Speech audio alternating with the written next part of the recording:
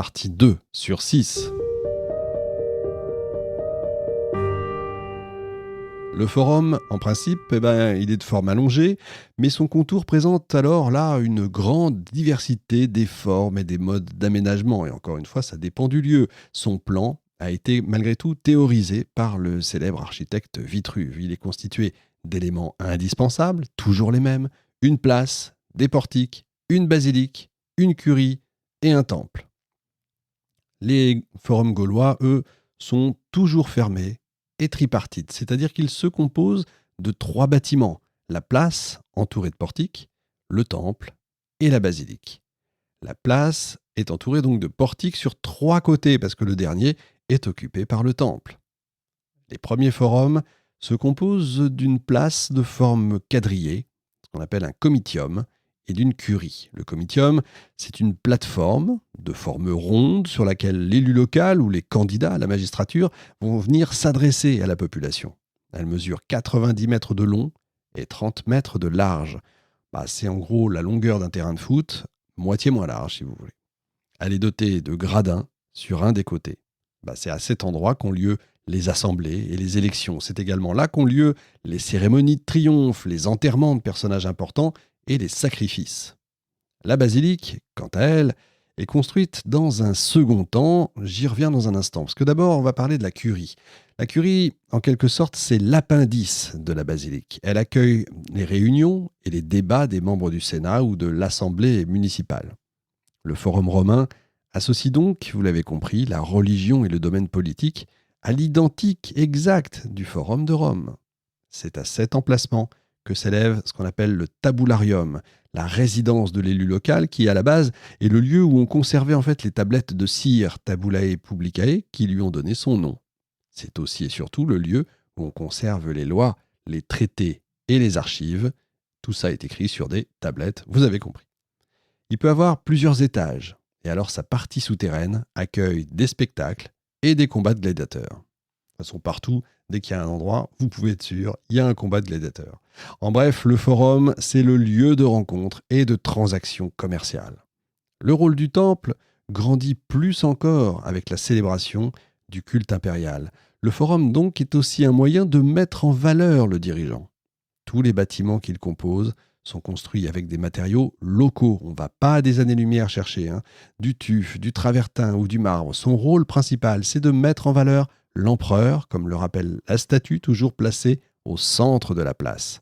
Les portiques abritent des boutiques, des marchés et des bibliothèques. La place est entourée d'une multitude de statues en pierre, en marbre ou en bronze, représentant les membres de la famille impériale et les grandes figures de l'histoire de Rome, érigées comme modèle de conduite.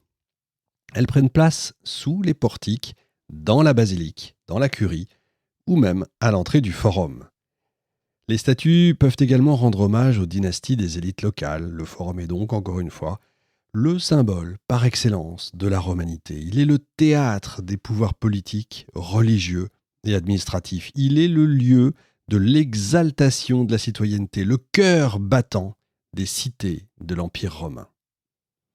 Je vous ai dit que je vous parlerai maintenant de la basilique. La basilique romaine n'a rien à voir, évidemment, avec la basilique chrétienne. Ce n'est pas un bâtiment religieux, mais c'est un bâtiment administratif et judiciaire. La première basilique est construite au début du IIe siècle avant Jésus-Christ à Rome. Il s'agit de la basilique Julia, qui mesure 110 mètres de long. 110 mètres de long, c'est un terrain de foot. On en profite, justement. Le terme basilique peut avoir 2 origines, grecques, toutes les 2. C'est soit un dérivé de stoa basiliké, qui signifie portique royal, ou alors de basileus, qui signifie le roi. C'est un lieu couvert, inspiré de l'agora, grec, doté d'un portique qui met en relation le spectateur avec l'aire aïre du forum. Sa façade est ornementée. L'espace, de forme allongée, est divisé en 5 nefs. Nef, c'est un terme habituellement réservé aux bateaux. Un portique dissimule des boutiques et des espaces réservés à des activités bancaires. L'étage abrite des colonnades et un petit sanctuaire d'Auguste dans une salle rectangulaire. On y a, à cet endroit, une belle vue sur le forum. Les nefs accueille des boutiques et des services administratifs comme le service des impôts. Déjà, on vient y traiter les affaires commerciales, changer sa monnaie, se réunir ou tout simplement se promener. Et oui, la nef, c'est ce qu'on va retrouver dans les futures basiliques chrétiennes, justement. Le sous-sol accueille, il y a de la place, accueille quoi? Je vous l'ai dit tout à l'heure, des combats de gladiateurs. Dès que vous avez de la place, de toute façon, il y a des combats de gladiateurs. Vous avez aussi les exèdres, c'est-à-dire des lieux avec des bancs qui servent de tribunal en fait de justice. Le juge ou le représentant du pouvoir se tient alors sur un podium. Le tribunal, faut savoir, ne se tient pas toujours à l'intérieur de l'abside, c'est-à-dire le fond arrondi. Ben oui, encore une fois, vous avez bien entendu. Nef, abside, tout ça, ce sont des termes qu'on va bientôt retrouver dans les édifices chrétiens. C'est la magie du syncrétisme. Alors qu'est-ce que c'est que le syncrétisme? Je crois que j'ai déjà eu l'occasion d'en parler. C'est le moment où une religion va venir utiliser d'anciens lieux ou d'anciens termes ou d'anciennes fêtes, par exemple. En fait, réutilise ce qu'il y avait avant pour permettre de mieux infiltrer une culture, si vous voulez, plutôt que d'arriver en force et de tout chambouler, finalement tout change, mais de façon tout à fait normale. Tiens, avant on fêtait le dieu de l'eau, et là on va fêter Dieu à cet endroit-là, au même endroit, et puis voilà. Et puis ça change de façon simple. Bref, à cette époque encore, la basilique possède surtout une fonction donc judiciaire. C'est là que se déroulent les procès. Ce bâtiment incarne l'autorité, l'auctoritas de l'empereur, l'unité de l'empire et la paix romaine. L'architecture est pleinement évidemment mise au service de l'idéologie impériale. L'édifice est richement décoré de marbre polychrome qui joue avec les couleurs. C'est aussi un lieu de réunion et de discussion philosophique. Le temple, lui, est un bâtiment consacré donc à la religion, à une divinité. Il reprend le schéma du temple étrusque ou italo-étrusque, donc avant les Romains. Entièrement construit en marbre, rehaussé de couleurs vives, il a un plan, lui, plus large que celui du temple grec et contrairement au temple hellénique, donc, il est soutenu par un podium. C'est-à-dire qu'il est surélevé. Le fidèle y accède en gravissant un escalier frontal, donc sur le devant, contrairement au temple grec où vous avez ces escaliers tout autour.